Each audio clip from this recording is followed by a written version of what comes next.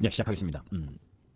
자, 어제 미국 시장이 개파락했다가 다우지수는 거의 보합 근처까지 반등을 했고 나스닥은 1.2% 약세를 마감을 했는데 세트상으로 보게 되면 테슬라가 5% 하락을 하고 엔비디아가 2.8%, 애플이 3%. 그죠? 이렇게 빅테크 기업들이 큰 마이크로소프트도 마찬가지고 아마존, 구글 이렇게 메타를 제외하고는 전체적으로 약세를 보였죠, 그죠? 그래서 이번 장에는 메타가 가장 좋은 모습이다라는 이야기를 했었는데 여튼 미국 시장이 개파락한 이후에 양봉을 내면서 반등을 했는데 그 이유가 이제 이거지. 장중에는 멕시코에 대한 관세 부과를 30일 이후로 연기하고 또 장 끝나고 나서는 이 캐나다 부분에도 30일 연기한다. 그리고 중국은 24시간 내에 협상을 통해서 협상이 잘 되면 뭐 유예를 하든 아니면 뭐 그거와 관련된 조치를 하겠다라는 이야기가 미국 시장에서 나오면서 낙폭을 축소하는 흐름을 보여줬어. 그러니까 한마디로 이야기하면 관세가 협상용이다라는 걸 다시 한번 보여준 거지.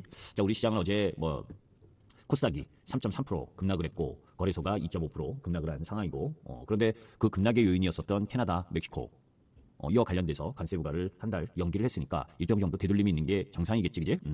자, 이제 장중에 멕시코에 대한 관세 1개월 유예 그리고 캐나다 부분도 1개월 유예, 중국과는 협의 예정, 뭐 요 이야기가 나왔어. 그래서 중국과 24시간 내에 대화할 것이다라고 하는데 이제 대화할 것이다라는 건 그만큼 상응하는 중국이 뭔가를 달라는 이야기지 중국한테, 그죠?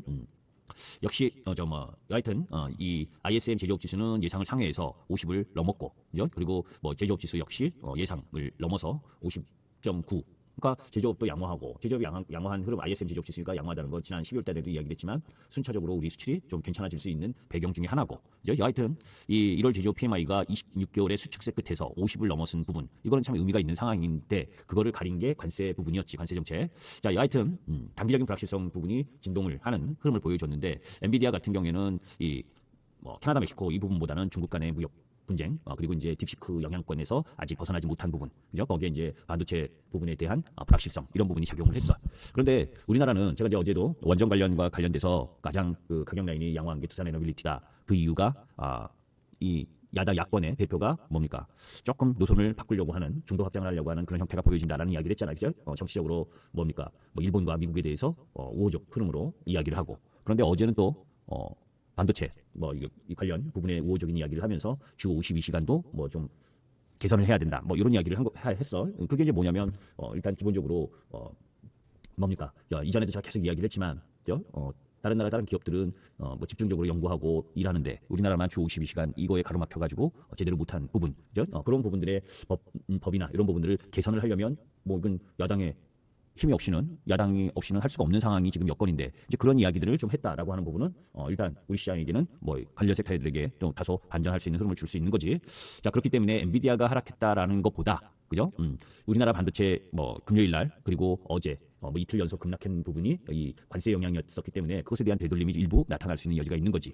자, 이제 테슬라도 뭐 캐나다에 관세를 부과했을 때 캐나다가 이 트럼프, 멕시코도 그렇고 캐나다도 그렇고 트럼프 그 우세 지역 부분에 정밀 타격하는 관세를 하려고 하고, 그런 가운데에서 캐나다 재무장관이 전 재무장관이 테슬라 전기차에 100% 관세 물려야 된다, 뭐 이런 이야기부터 시작을 해서 사실은 그거보다는 지금 1월 달에 프랑스에서 테슬라의 자동차 판매가 급감하고, 그죠? 그뿐만이 아니라 캘리포니아에서 자동차 등록이 감소됐다. 이런 부분들은 이제 단기적인 실적 부분에 영향을 주니까 그래서 5%대 하락을 한 거기 때문에 엔비디아와 테슬라의 하락 이 부분이 우리 시장에 영향을 미치는 부분은 극히 제한적일 것이다라는 부분이고, 애플이 이 실적이 좀 좋게 나오면서 2-3일 반등했다가 다시 반락하고 있는 중이지, 사실은 미국과 중국의 관세 이 부분에서 가장 치명적인 영향을 받을 수 있는 부분은 애플이고, 그죠? 그러니까 미국 시장에서는 캐나다, 멕시코 쪽 라인 부분을 관세를 부과를 진짜 하게 되면 GM 이게 자동차 부품 쪽이 가장 큰 타격이고, 그죠? 그런 흐름들이 진행되는 부분이지만 일단 이제 유예가 됐으니까, 그죠? 어제는 플러스권을 못 냈지만 전체적으로 기술주들의 하락, 딥시크 관련 쪽 라인 부분의 하락 부분이 조금 더 나타난 정도지. 그죠? 우리 시장은 미국 시장 어제 이야기했잖아요, 그죠? 장중에 나스닥 선물이 2.5% 하락하는 것까지 우리 시장이 반영했다. 그러면 나스닥이 지금 2.5% 하락을 했으면 우리 시장이 정상이다라고 보는데 미국 시장이 지금 나스닥 기준 이렇게 빅테크 기업들이 하락을 했음에도 불구하고 실질적으로 1.2% 하락 이 부분으로 마감을 했으니까 우리 시장은 어떻겠습니까? 1%에서 1.5% 상승 출발을 해야 정상인 거지, 지수상으로, 그죠? 그러니까 우리 시장이나 아시아 증시가 더 과하게 반응을 한 부분이야. 그런 가운데에서 지금 왜 저 한 달 유예했냐라고 보면 어제도 이야기했지만 이 법적 근거 라든지 거기에 이제 협정 위반 이런 부분도 일부 있기 때문에 그 근거 조치 그리고 그것이 마련이 돼야 사실 그래서 3월 4월 이야기가 나왔었던 거였거든. 그러니까 지금 전체적으로 보면 이제 나머지 읽어보시면 되고 트럼프 관세 부분에 대한 부분은 협상형 흐름 부분이 더 강한 흐름 부분이 진행되는데 유예를 했다고 해서 안 하는 건 아니지만 궁극적으로는 뭡니까?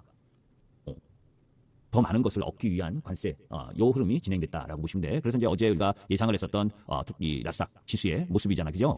하락 출발이 요 정도 출발을 하게 되는데, 그죠? 거기서 올랐다가 내려올 거냐, 내려왔다가 올라올 거냐. 그런데 양봉을 만들어냈어, 그죠? 그러면 궁극적으로 요 관세 영향으로 외바닥, 그죠? 그리고 여기서 쌍바닥, 그지? 그러면서 요 수렴 형태의 부분으로 들어가는 거잖아. 그러니까 미국 시장 자체는 크게 더 내려갈 부분보다 저렇게 수렴형의 형태로 갈 가능성이 높고 그런 가운데에서 우리 시장도 여기서 이 개파락했었던 부분 중에서 미국 시장이 2.5% 나스닥 선물 하락 부분을 반영해서 우리 시장이 하락을 한 건데 그죠? 미국 시장이 1%대 하락을 했으니까 우리 시장은 상승 출발을 해야지 정상인 거지, 그지? 그러면 어제 약세했었던 일단 캐나다, 멕시코 일단 관세 위에 이러니까 기아라든지 LG전자라든지 이런 쪽이 반등이 들어올 텐데 그런 쪽 라인 부분이 어제 낙폭이 과해서 반등이 들어올 텐데 그쪽은 뭡니까? 아직 위에지 끝난 게 아니기 때문에 반등이 제한적일 수 있고. 전체적으로 보면 미국 시장의 움직임으로 보면 예상했었던 범위 내에서 움직였지, 그지?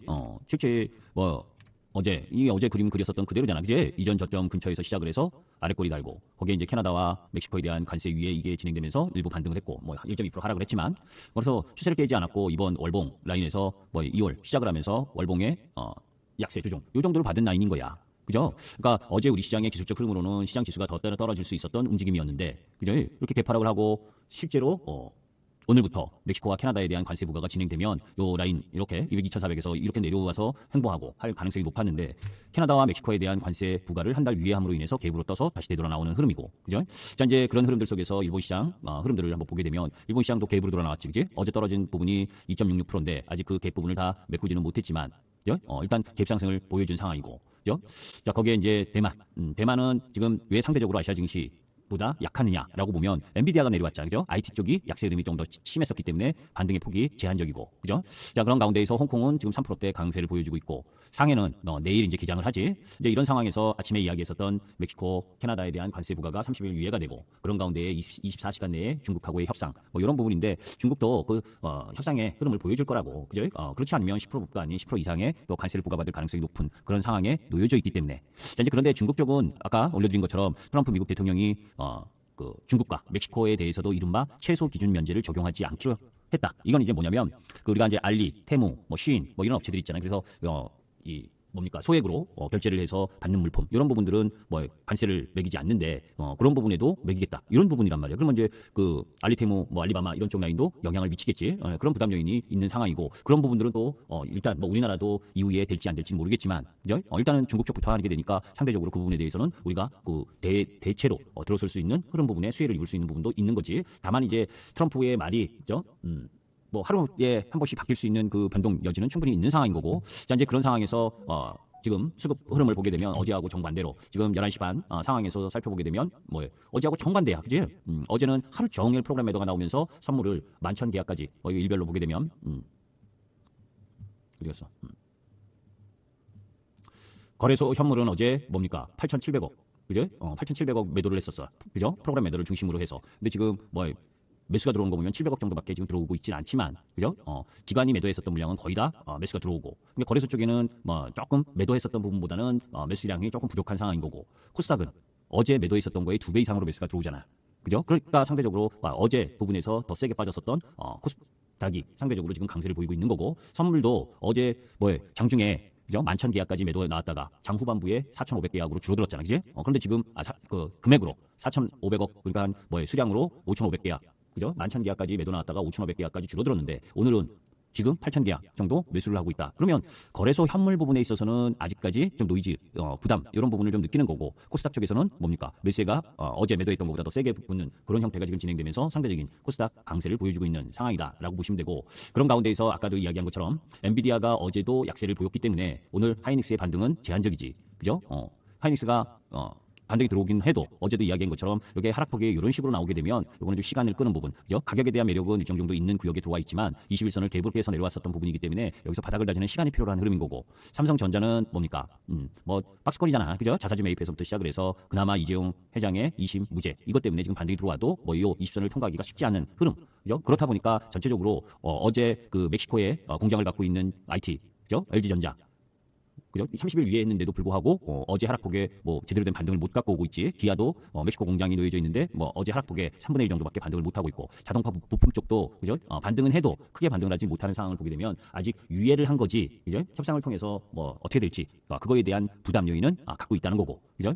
그러니까 지금 그나마 코스닥 쪽에 그 반도체 쪽이 삼성전자가 4%대 반등을 보여주니까 금요일 우리 시장 금요일 날 급락하고 또 어제 급락을 했던 이틀 동안, 그죠? 급락이 뭐 15%에서 20% 나온 상황인 거지. ISC도 그러니까 오늘 지금 반등이 좀 들어오고 있는데 이건 추세대로 돌리기가 힘들고, 뭐좀 LNF라든지 에코프로 BM이라든지 이런 2차 전지 쪽도 반등이 들어오긴 해도, 그죠?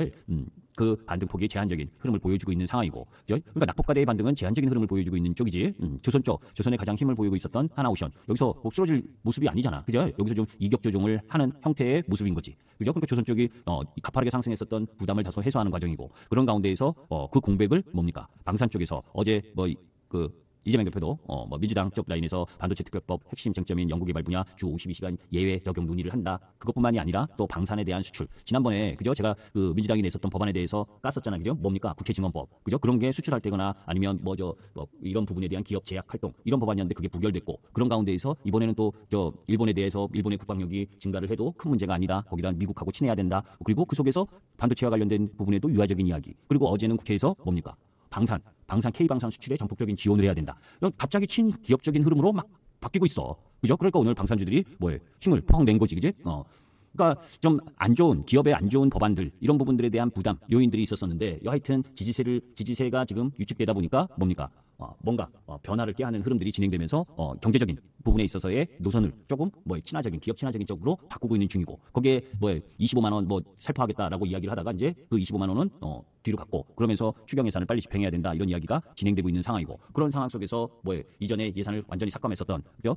이 대한고래나 또 특히 원전 쪽 부분에 있어서는 그거를 어떤 식으로든 되돌려 놓을 가능성, 정책적 변경의 가능성이 있다라고 보고 있기 때문에 그런 쪽에 지금 추세가 다 유지된 쪽으로 지금 강한 흐름을 보여주고 있는 거고, 그런 상황 속에서 이제 제약바이오 이쪽에 가장 제약바이오의 중심은 딱 두 종목이지, 그지? 하나는 삼성바이오로직스, 그죠? 삼성바이오 오늘은 쉬고 있지만 이 110만 원을 돌파하기 위해서 준비를 하고 있는 삼성바이오로직스고, 이제 얘하고 또 코스닥 쪽에서는 알테오젠이 대표되는 이 제약바이오잖아, 그죠? 지난번에도 이야기한 것처럼 요 박스권, 그죠? 요 박스권에서 횡보하고 있었기 때문에, 그리고 나서 이 2달 반 동안 가격의 변화 없이 횡보하다가 돌아선 상황. 이 박스권을 돌파하고 나서 어제는 5% 약세를 보였지만 뭡니까? 눌림목이었고 다시 이제 우상향을 그리는 흐름으로 가는, 이게 이제 왜 중요하냐면 코스닥에 매기가 들어올 수 있는 흐름을 보여주느냐 보여주지 못하느냐 이 흐름인데, 이런 흐름들을 지금 보여주고 있는 상황이다라고 보시면 돼요. 그래서 코스닥 쪽에 이런 흐름들을 보게 되면 전체적인 코스닥 시장에 있어서의 움직임도 일단 시가총액 상위 종목이 버팀목을 해주게 되면 나머지 쪽도 천천히 반등할 수 있는 흐름들을 갖고 갈 수밖에 없는 거고, 그런 흐름들 속에서 기본적으로 미국 우리나라 수출이 마이너스 10%, 어제 마이너스 10%, 10.3%지 정확하게 10.3%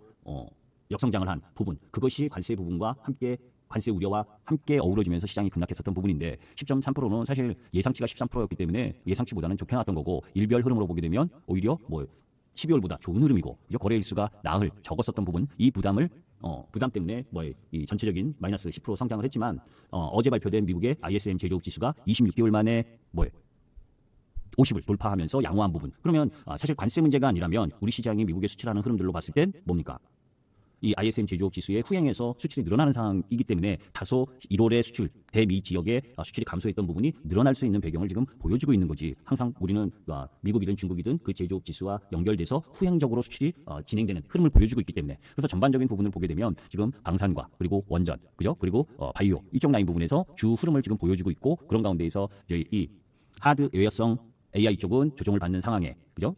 이 소프트웨어 쪽 라인 부분에 이 AI 소프트웨어 쪽 라인 부분에 상승을 보이던 플리토가 급등을 하다가, 이건 원체 실적이 없는 쪽이니까 여러분들에게 매매를 권하는 그런 종목은 아니지만, 플리토가 이렇게 이틀 급등을 하고 조정받으니까 실적이 없는 엠노도 아까 이야기한 오전에 얘기했었죠, 그죠? 엠노도 돌아서 나오고, 그러면서 낙폭과대 뷰노나 이런 쪽 부분이 반등하는 그런 형태인데, 실질적으로 추세를 유지해서 돌아가서 움직이는 쪽은 알테오젠, 더존비전, 이 코웨이, 그죠? 파마리서치, 그리고 두산 에너빌리티 이런 쪽 라인 부분들이 그 흐름을 갖고 가고 있는 중이다라고 보시면 돼. 물론 방산의 하나요로나, 그죠? 그리고 하나오션이나 이런 쪽 라인은 계속해서 움직임 이후에 다시 나아갈 수 있는 흐름들을 갖고 가고 있는 거고,